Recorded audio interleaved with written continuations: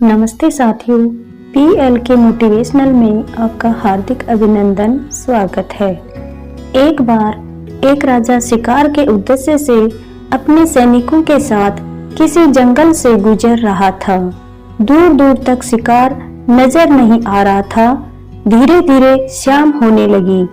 कुछ दूर जाने के बाद डाकुओं के छिपने की जगह दिखाई दी। जैसे ही राजा उसके पास पहुंचे, पास के पेड़ पर एक तोता बैठा हुआ था। राजा व उसके सैनिकों को देखकर वह बोला, पकड़ो पकड़ो, एक राजा आ रहा है। इसके पास बहुत सारा सामान है, लूटो लूटो, जल्दी आओ जल्दी आओ।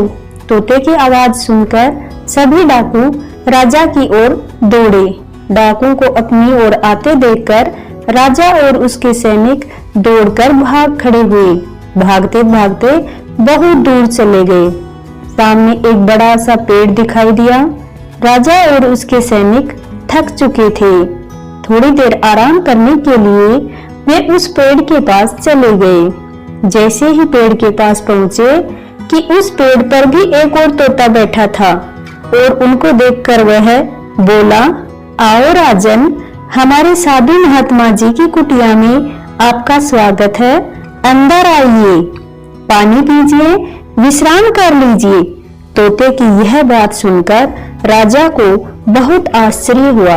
वह सोचने लगा, एक ही जाति के दो प्राणियों का व्यवहार इतना अलग कैसे हो सकता है। राजा को कुछ समझ में नहीं आ रहा था।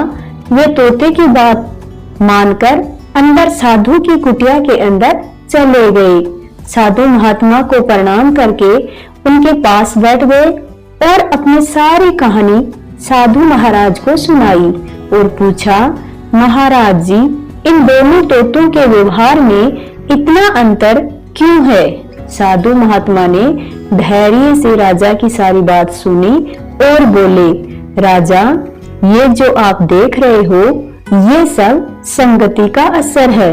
डाकुओं के साथ रहकर तोता भी डाकुओं की तरह व्यवहार करने लगा, उन्हीं की भाषा बोलने लगा है। जो जैसी संगति में रहता है वह वैसा ही बन जाता है।